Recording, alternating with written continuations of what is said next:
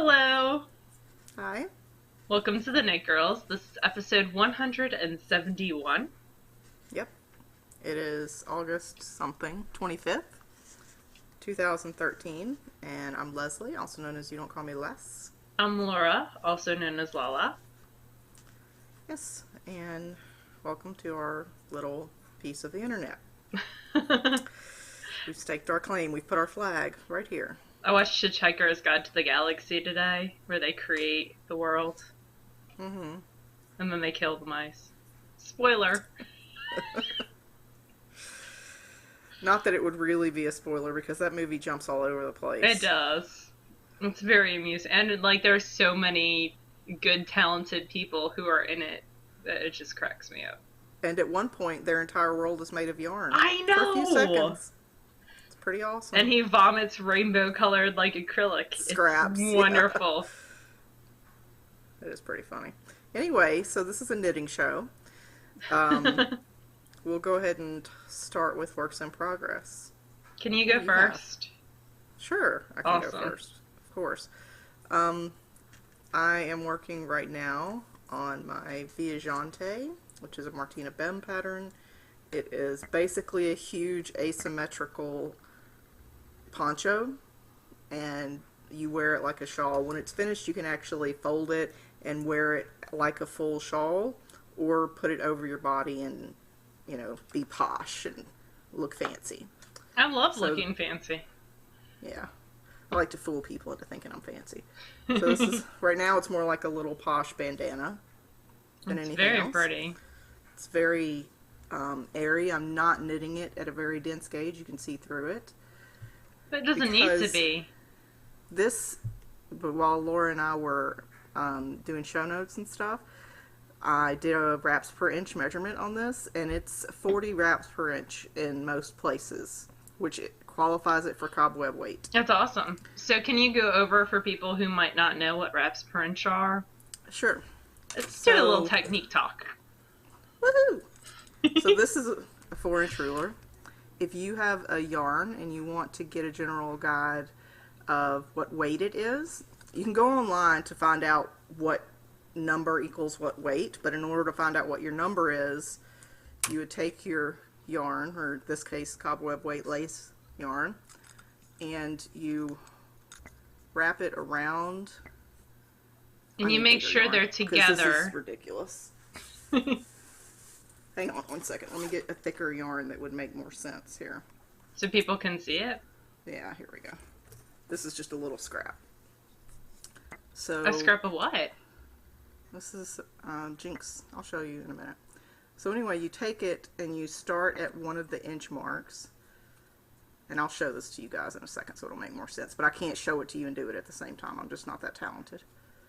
And you wrap it around the ruler, or whatever your gauge measurement is. Mm-hmm. And you wrap it so the strands are touching, but you're not smushing them together. Mm-hmm. And this may look smushed together right now because I'm trying to hold it and show you guys at the same time. I think But that's anyway, pretty accurate.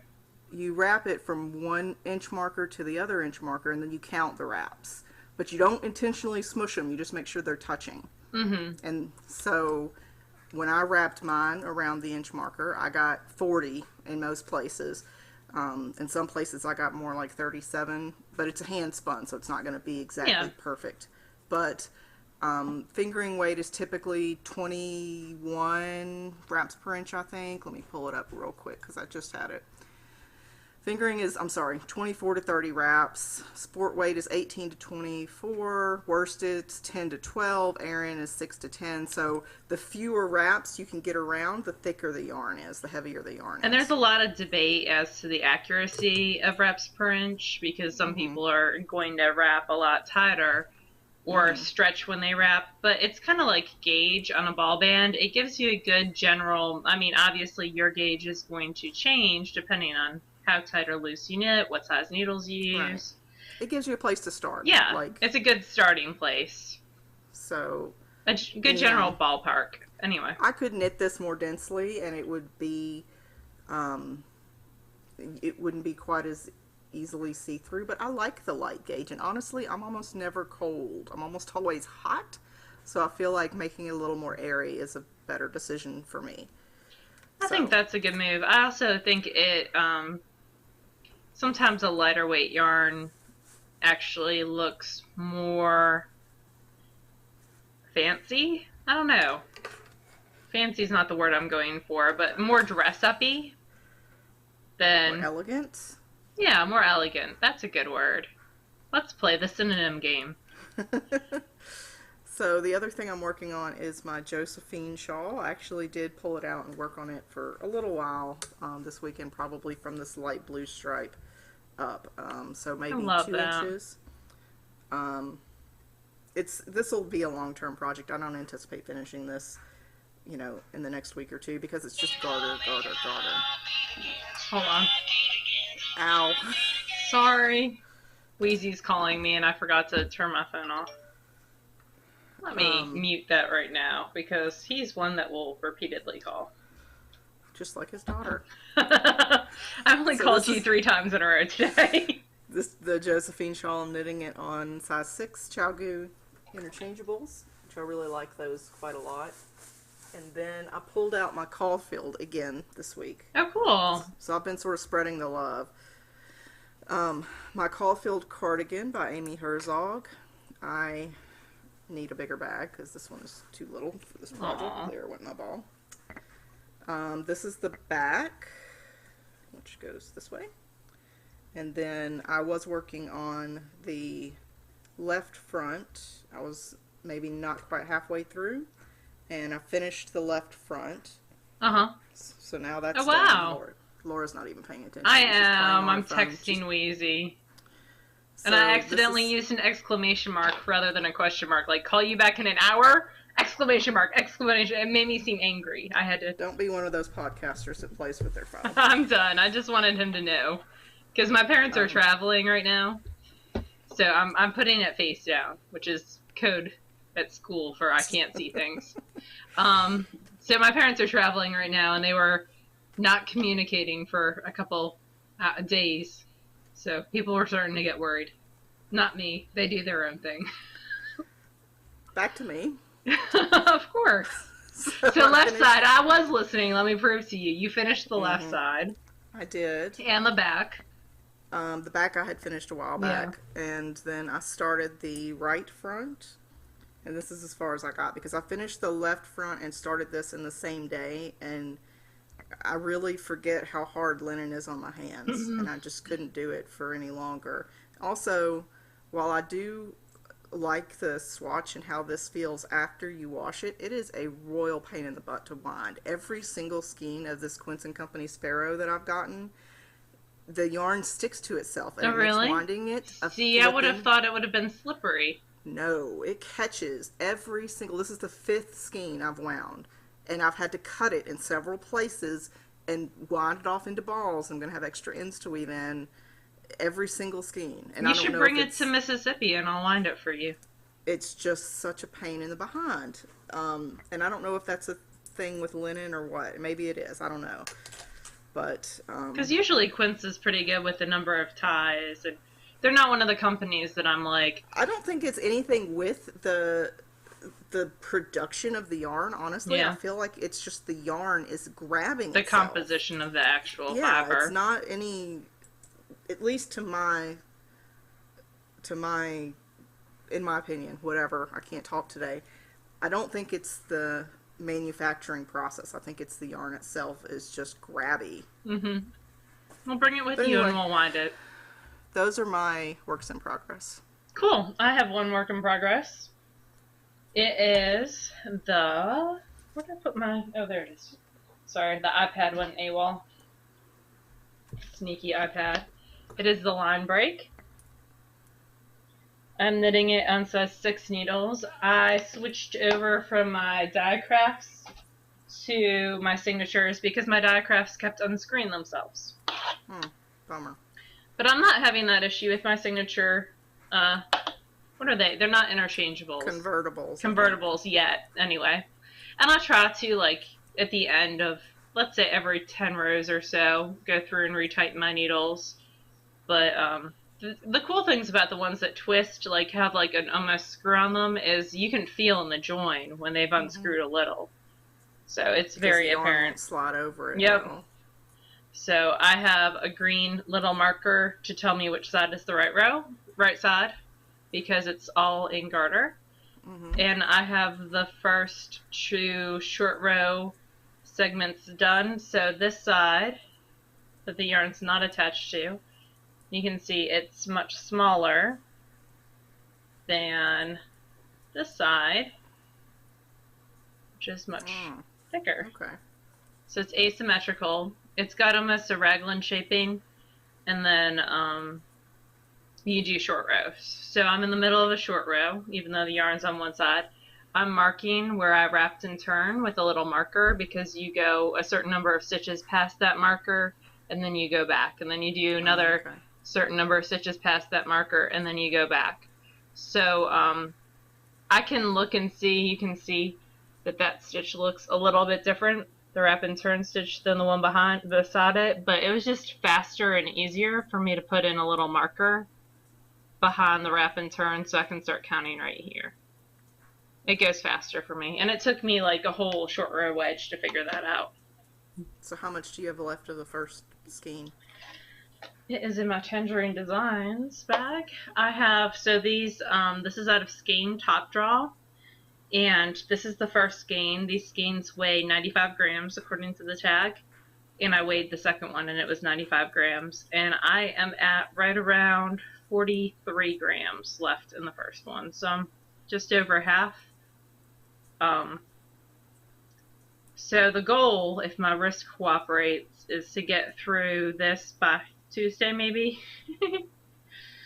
and then start the second skein. Because these are over 400 yards, I don't have to get all the way through the second. I can have 80 yards still left over at the end.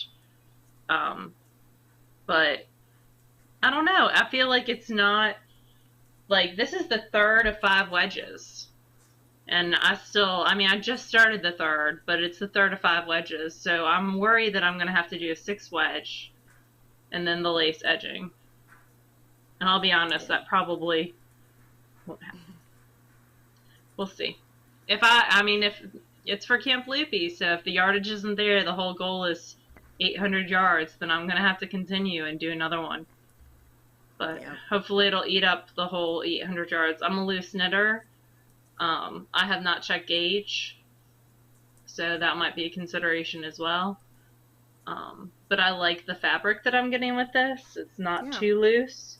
I kind of feel like Top Draw is kind of a lighter fingering weight, because it's 95 grams, but the yardage is similar to some that I get, much less yardage with for the same amount of grams. So I'm thinking it might be a little bit on the light fingering side. I love it. It's one of my favorite yarns to work with. It's soft, it's squishy, it feels good wrapped around your neck. It's definitely one of my favorites. So that's all. And I have no finished objects either, because I've been babying the wrist. That you're now putting weight on?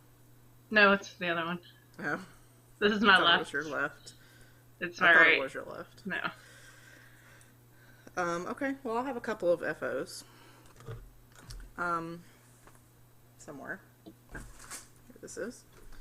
In my Maria Elena Bliss bag. Cool. I have my Hermione's Everyday Socks that I finished. Yay! I think I finished them on Thursday or Friday. I can't remember. But anyway, there's 2 of them, but I only have 1 blocker. I don't know what I did with the other one. So I used the Fish Lips Kiss Heel. Uh-huh. And I did actually get a message, or it was on the board.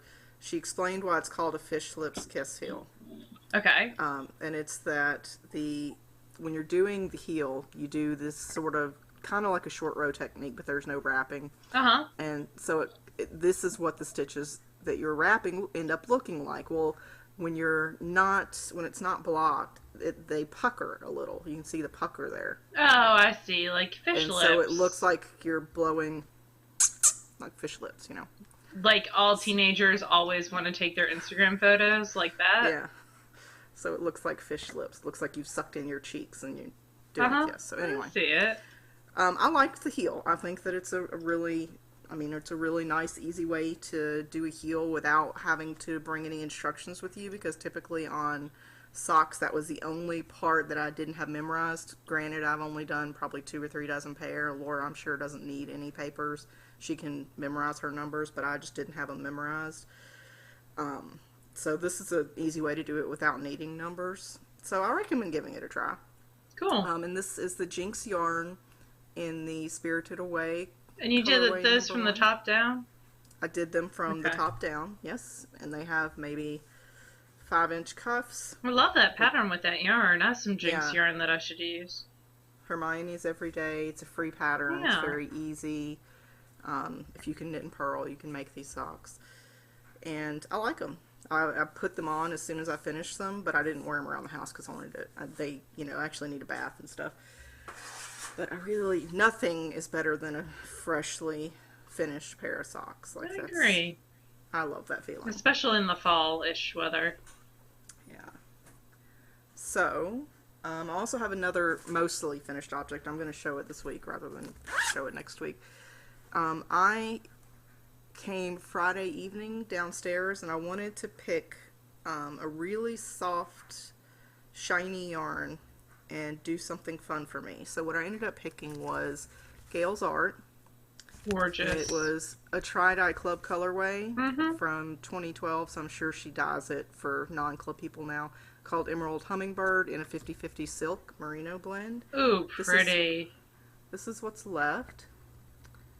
And what I did was I knit a Willow cowl. And I saw Stacy Loves knitting this at SSK, and she posted pictures on Instagram, and I really liked it. So it looks weird, but just trust me. I have that pattern. Ro knit it for me.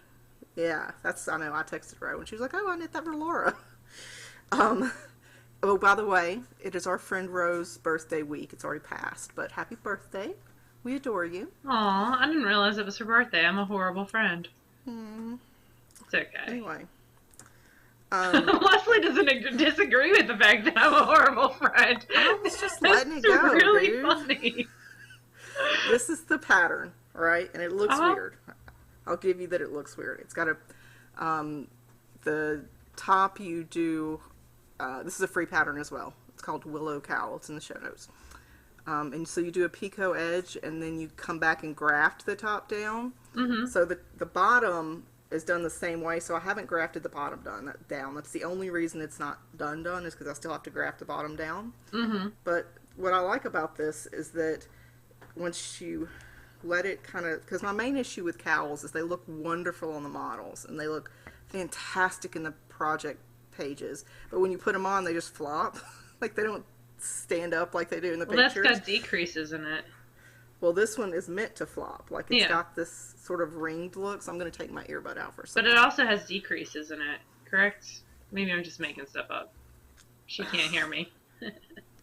I can't hear you, so. I said, I think doesn't that one have decreases in it on purpose? It does, okay. Yes. And there's a lot of people who modified it. So when I was pattern hunting, one of the things that I noticed about this particular pattern was that a ton of people have knit it, but a lot of people have knit it several times. Like, they say they loved it so much that they knit it again and again.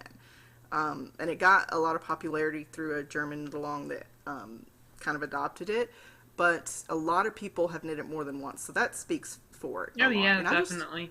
I like the way that it I don't have to worry about it being, you know, pulled up straight. Plus, apparently, if you get really cold, you can pull it over your head. Yes. Like a hat. I wore it to sleep in one night like that. This is a very flattering look. Yes. Would you like to sell some meshes on a street corner? So, and it goes pretty far down. Like, I typically wear scoop necks or V-necks, but it goes pretty far down. And there's lots of mods for people who changed it to work for, you know, a longer neck, a shorter neck, a wider shoulder area. There's one person who did it in such a way that she can actually pull it over her shoulders, which is cool. So, anyhow, I started Friday night, and and I finished it, like I said, except for the bottom where I have to turn the picot and graft it down. Mm-hmm. Just maybe an hour ago. So Good for you. But I thought it was a nice application for the yarn because the yarn is a silk merino blend, so I wouldn't want it in socks necessarily, Yeah. but I really want it. It's nice around my neck. So That's very cool. thumbs up for me. I definitely will knit another of these because I can see this getting a lot of wear. Uh-huh. But I like the way that it's supposed to dimple like that. So thumbs I up. like it. That's cool. I have no spinning. I Okay. did spin a teeny tiny bit on the bat for Melissa, for Mel, Mm-hmm. but not enough to bring it out. So Okay. back to you. Back to me. I have no idea where my spinning is. I had it earlier. Well, I haven't spun it all this week, but I was going to show the Gales art, Silk and Alpaca, because it's still up here. Mm-hmm. And then I have my drop spindle, and I was spinning on it before the show started, and now I don't know what I did with it. Huh. It'll turn up. My desk area is kind of a mess. But anyway, oh, there it is. Whew. So that's, some alpaca silk blend from Gale's Art, an undyed and a natural colorway that I have 2 ounces to spin for a friend. And then, I've spun a little bit on my turned on the cut spindle, which also has the gourmet stash tribbles on it. So just, 5 minutes. But a wee bit. And it spins delightfully, and I love it. And you'll have yours soon. Which is cool. Oh, well. Very cool. We do have a book review, and it's more on my end than Leslie's end, because she hasn't gotten this book yet, but she will. And now I've misplaced the book. Alright. Had it. I just had it in my hand. Oh, it's holding the book. It's so small it got lost. Look, I had it sitting like this, because it's a smaller version of a bigger book, and I lost it on the page. So the book is Field Guide to Fleece by Deb Robson and Carol Eckers? Sure. Why not? Yeah, sure. And this is put out by Story Publishing. Basically, it is a small, portable version of the Fleece and Fiber source book. So this is the Fleece and Fiber source book, and it is quite heavy. I actually have a digital copy of it as well for my iPad because this is not super convenient to travel around with. It's, It's I more would of a say reference 400. book. Yeah, it's almost 500 pages. It's hardback. It's quite heavy. So Jeb and Carol, in their infinite wisdom, came out with a smaller version, and this retails for $15. It's a small paperback. It's only, I would say, I might have a tape measure. I can tell you how big it is. Sun Valley Fibers actually Signature gave me one of their tape measures. Signature carries tape measures now. I'm gonna open it. Hey, isn't that cute? So it is, and it pulls open like that. It is 7 by 5, so nice and portable sized. So 7 inches by 5 inches. So you could take it with you when you So it need would to go definitely purchase a fleece. lend itself to being thrown in a bag very easily. So, and the Fleece and Fiber source book is organized by family. So like all the merino breeds are together. So like Rambouillet, this is the page in the Fleece and Fiber source book. It's got a nice big picture. It's got all these facts and characteristics. It's got uses. It's got all these pictures. And so the more portable version of that, first off, this is only 100 different breeds, so it's not every single Fleece and Fiber source book's over 200 fibers. This is over just 100. And for Rambouillet, it's just 2 small pictures. 2 small pages, I should say. And what it does is it tells you a little bit about Rambouillet, and then it tells you the effects of dyes and the best usage. And then on the opposite page, it tells you the origin, fleece weight, stable length, fiber diameters, and natural color, and gives you a place to write your own notes. So it's a nice, portable I actually think, easier to use version of the Fleece and Fiber Sourcebook. I'm a big fan of alphabetical order, and so it was very easy for me to say, oh, I pulled up Rambouillet there, I just flipped to a random page. Okay, well, I can find it really easily here. I don't have to know what necessarily the origin of the breed is. Like, I don't need to know that Rambouillet is related to Merino to find it here because it's in alphabetical order. There's also a really nice glossary in the back of the book that tells you things like Falkland is not a breed of sheep, it's actually a region of islands where these sheep are bred and what characteristics they might have. So it's a really, really nice portable version. If you can only get one, I would really lean more towards this. It's kind of like the difference between an abridged dictionary and a dictionary. Or maybe the principles of knitting versus, you know, a much smaller the book of finishing techniques or something. Yeah, definitely more specific to throwing in your bag if you have a fleece show to go to and are looking to purchase a fleece. Or are going to someplace like Maryland Sheep and Wool or Saf or Rhinebeck and you want something small. So if you see someone who's selling fiber that's Cormo, you know the Cormo characteristics. So, and we've been neglectful on Expand Your Horizons, but I'm going to get back to that. We totally skipped Cormo's month altogether. So, best of intentions. Busy summer. So, and I have Cormo that I want to spin, so we'll talk about it later. But this is from Story, and it retails for $14.95, and it is the Field Guide to Fleece. I bought mine on Amazon, and they shipped it to me right away, and it was very nice. So, I highly recommend this if you are interested in learning more about the breeds, not only for spinners, but for knitters who might go to festivals like that as well, that might find things like, when I was at, where was I just at? Midwest. Stitches, yeah. Stitches Midwest. I got Bijou Basin was selling fiber that's yak and Cormo. So if I didn't know the characteristics of Cormo off the top of my head, I could have just looked it up real fast and seen what Cormo does in a 2-ply worsted. So, very cool. I like it a lot. I like portable things too, because this is heavy. It's not a light book, which is great because as a reference book that stays in my house, it's perfect. But there's a reason why I bought really a second like one. The big book. I don't have the smaller one, but I do really like the bigger book for. I don't know, it's fun sometimes to just sit down and open it at random and learn something about. It's a great coffee table book too. Yeah. On the same topic of spinning, I wanted to mention Malia, Rhymes with Maria on Ravelry. She's got the YarnRaising podcast. She's doing a cool new. It's kind of along the same veins as Expand Your Horizon, but it's more personal to you. It's called the New to You Spin Along. Oh, and cool. I think she's doing it in September and October. And you can, the goal is to just spin something new to you. So it can be a new to you fiber or a new blend. Neat. I have some CVM that I might use for that. Yeah, or a new technique. Say you're going to Navajo or chain ply for the first time. Cool. Or a new to you tool. You can do any of those three things, and I think you get points for each one of those three things. I don't know. You go look at the YarnRaising podcast group, and it'll tell you all that. Okay. But she's an excellent spinner. I really enjoy looking at all of her hand spun.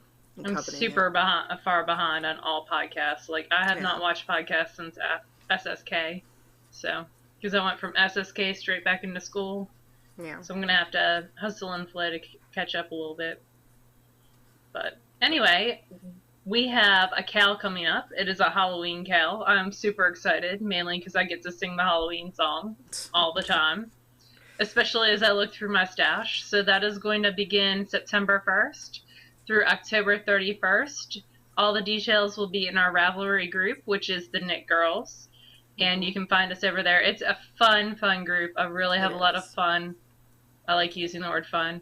I have an enjoyable experience on Ravelry with our group of people. It is. Sometimes it can be hard when you manage a group of, like, right now we're somewhere in the 4,800 range. Yeah. to manage that many people, but really everybody's got good intentions. So and everyone gets along. It's easier. really, really a great group. We appreciate that. Very nice.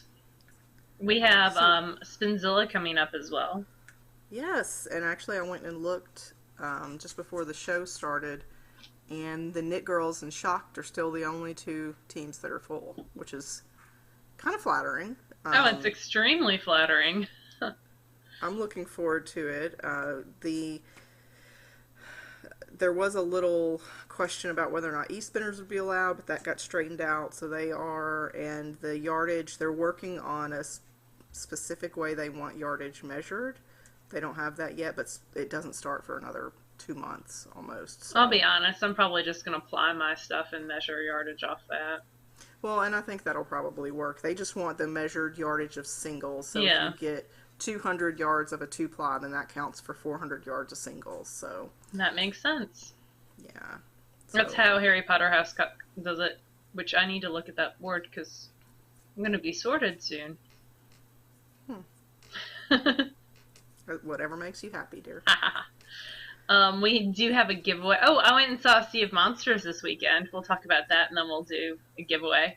So I went and saw Sea of Monsters today with a former work friend, as in she formerly used to work with me, not that she's a former friend. We're both very into the Percy Jackson books, and so we've been looking forward to this for around 2 years, ever since we heard that they were making a second film.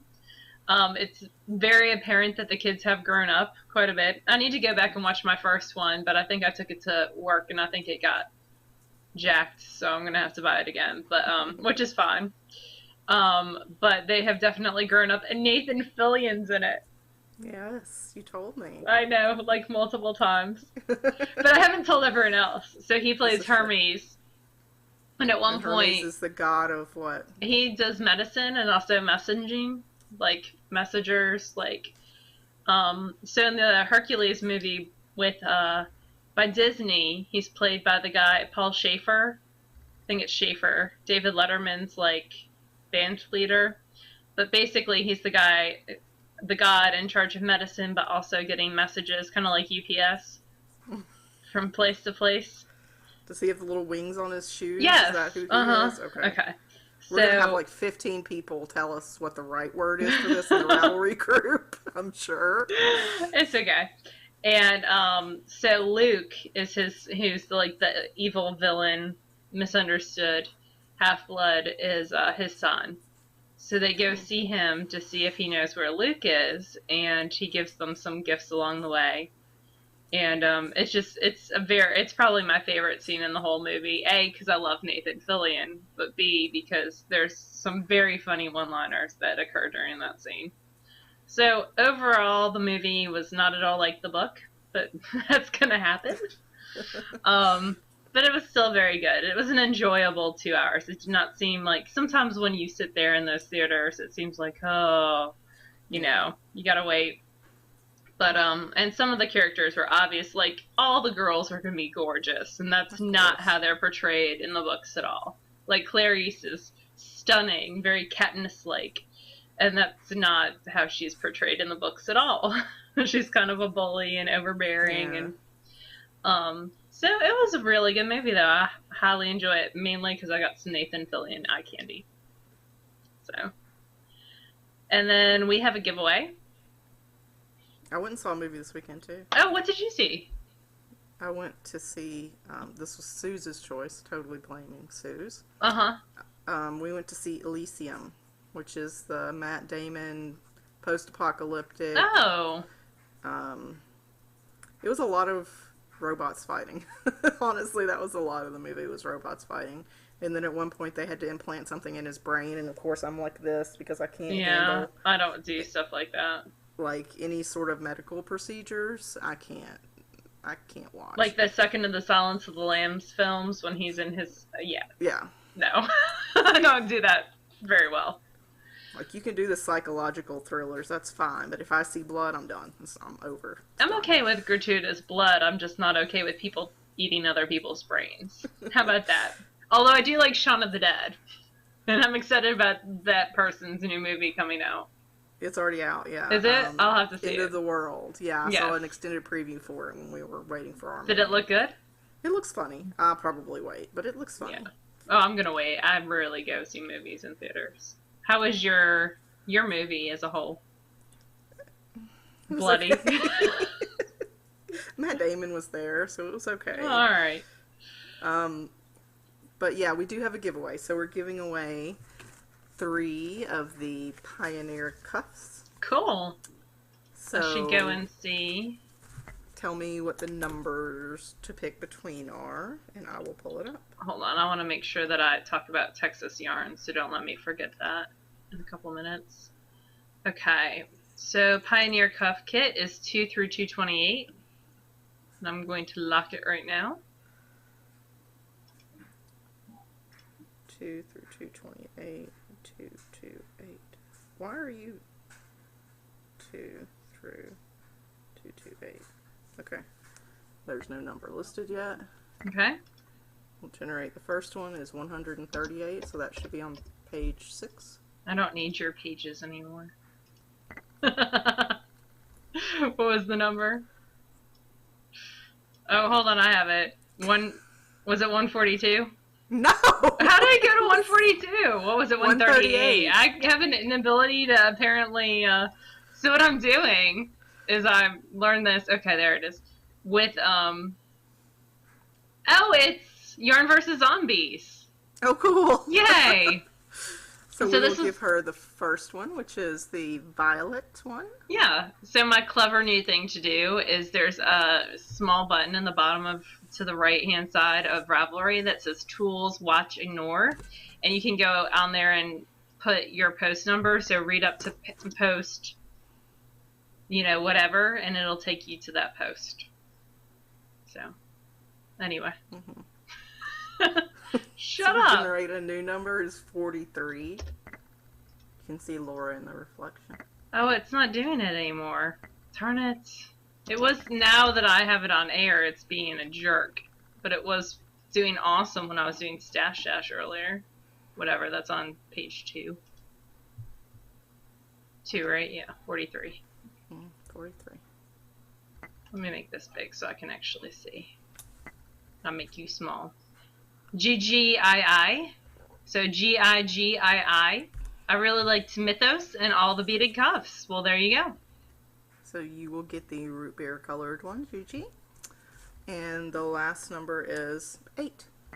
Cool. That's on page 1. I make things more complicated than they need to be sometimes. 8 is Lori Lou 7, who likes the Nancy feminine tunic. Alrighty, Nancy, you will get the black cherry one. Cool.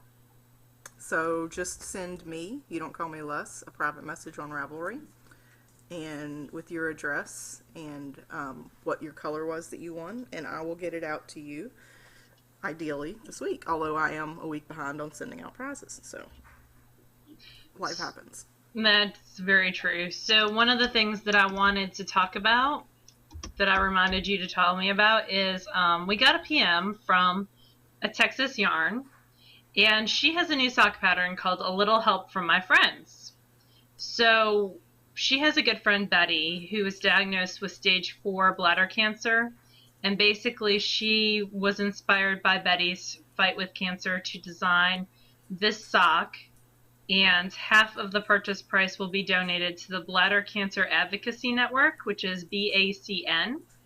The pattern name is, I just said, A Little Help from My Friends, and so she wants to get the word out about that, and we thought we would help her do that. So that is a Texas yarn, and her first name is Allison, and she seems very, very sweet.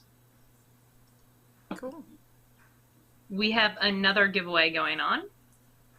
Yes, with stuff I've only seen, I haven't been able to touch yet. Because you don't live here. I don't. Oh, I almost just hung up on you trying to make your thing small. That would have been bad. Would have been inconvenient. So, when I was at Stitches Midwest, I had the awesome opportunity to stop by the Dragonfly Fibers booth with Kate, who is very, very sweet. I've walked past her booth at different things, at different events many a time, and I just love her yarn. The Loopy U carries it, so I've always lusted after a little bit. And she was kind enough to give us 2 things for a giveaway for y'all. She also gave Leslie and I a skein of yarn each. Leslie's, I always want to call this Gigi, and it's actually Genie, but it wants to be said Gigi. Yes. And it is 80% superwash merino, 10% cashmere, 10% nylon, 420 yards in the Dragonberry colorway. So that's going to go live with her. It's a much darker red in real life. Like that makes it more seem like an orangey red, at least on my monitor. It's definitely more of a vibrant red. And then the one that I picked out is Heroine, which I've lusted after. There's a villainous colorway too, and I really want to do something. This is a dark purple with the 2 of them, and that's in the same base. And what she gave us to give to y'all is, because I told her we were going to do a Halloween cowl, is Bad Moon Rising, which would be... You had this conversation with the vendor before you had this conversation. No, I texted you. I texted you like 10 minutes before I had this conversation with the vendor. Shut your mouth. I love that colorway. It's really, really pretty. So that is Bad Moon Rising, also on the Genie sock. And then the other is a new to me base by her. I've never seen it before, which I'm sure she's had it for quite a while, but it's the Traveler base in the Firecracker colorway, which is 100% superwash merino, 280 yards, and that's more of a light worsted. Yeah, so I'm digging it. It's really, really pretty. I like it. And of course, with our Halloween cowl, anything that you can make fit as being Halloween works. So theoretically, both of those could work for Halloween. Anything that you knit could work. You just have to find a way to make it work. That's very true. So Kate was super sweet. She told me a little bit about her company, which started in 2007. And she actually got a dye studio in 2012. So she's really gone to the professional dyeing. Not that she wasn't before, but she's got... Now she has the tools she needs to feel like a professional. And her question for y'all is she is always looking to grow her business by adding new weights of yarn. And she actually has spinning fiber as well. So what composition of yarn, what kind of weight of yarn, what fiber content are you guys looking for as your perfect yarn that she might not already have that you think that she should carry? And we'll link to her shop and you can see what she already has and check out her cool, awesome stuff. And now that I'm on her shop page, I'm very drawn to that Bad Moon Rising. But I will be good. You should. I should. I've seen your stash. It's out of control. But that is it. So thank you so much to Dragonfly Fibers. And you can find them at dragonflyfibers.com. I should give you guys the front of the tag. But they have some very cool stuff. Yeah, I've actually knit with one of her yarns before for the sleigh bull hat, which is the only woolly worm head hat I've ever knit. Oh, cool. And I enjoyed it. It was a really nice yarn to work with. So, very cool. What else do we? Oh, we have Stash Dash to give away prizes. Oh, excuse me. So I randomly drew, and that's how I was playing with that thing earlier, where I could just go to the exact post. The last unread post, yeah. So I'm going to show you guys some of the people who won and what they won. So the first thing is Heather J818. So Heather, you need to contact me. And when y'all PM me, if you could you put what you won? Because I'm forgetful.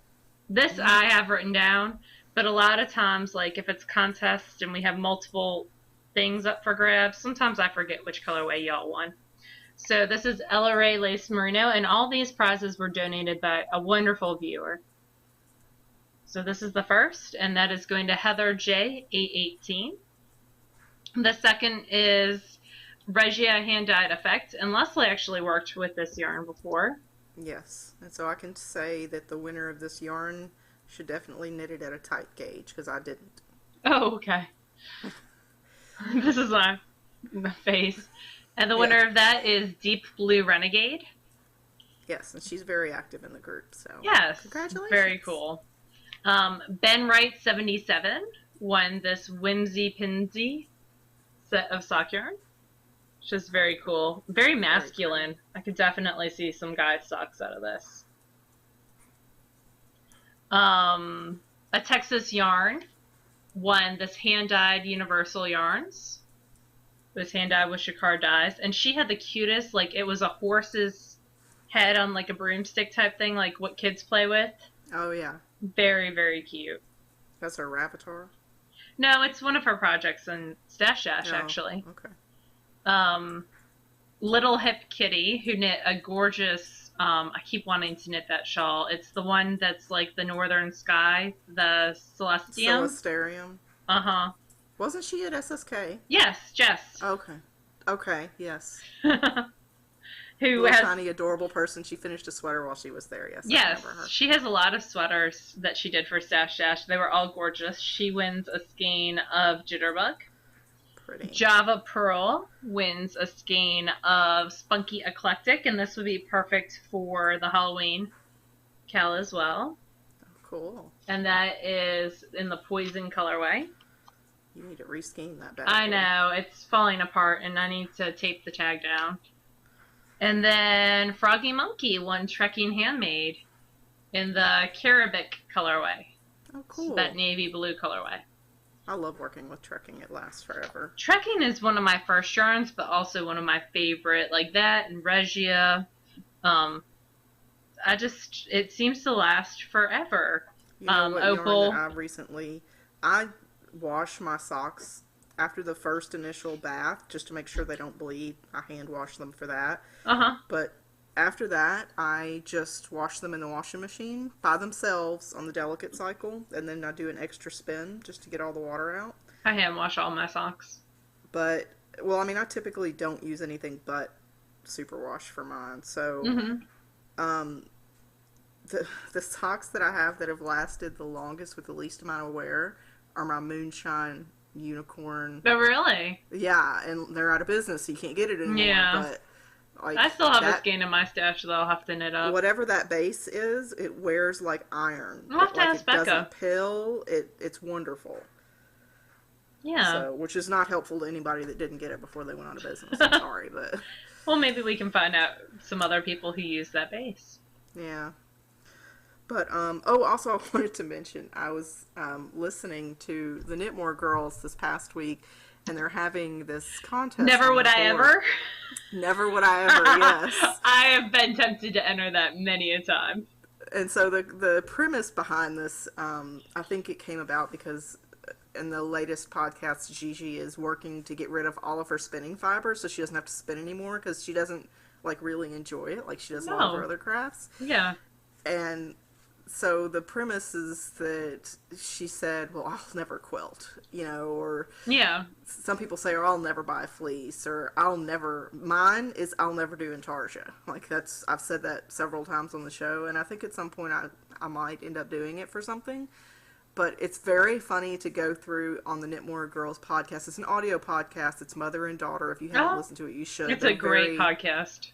They speak well. They are really great with their book reviews. They're knowledgeable. They're the most established ones out there, in my opinion. But in their group, they have the thread of Never Would I Ever, and some of them are so funny. They're so funny. Well, I said for years to my mother that never would I ever spin. Ever. Like, years.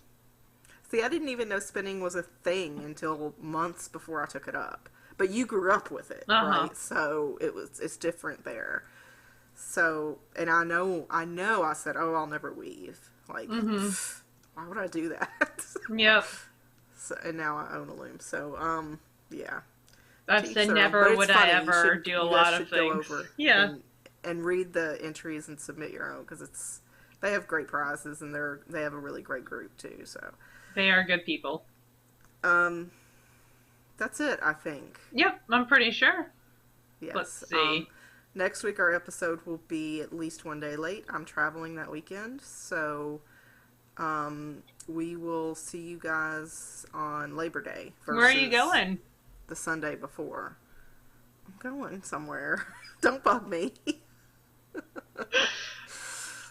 But anyhow, y'all have a wonderful Labor Day if you're in the States. If not, just have a wonderful week. And we'll talk to you again next week. Bye, y'all. Bye, y'all.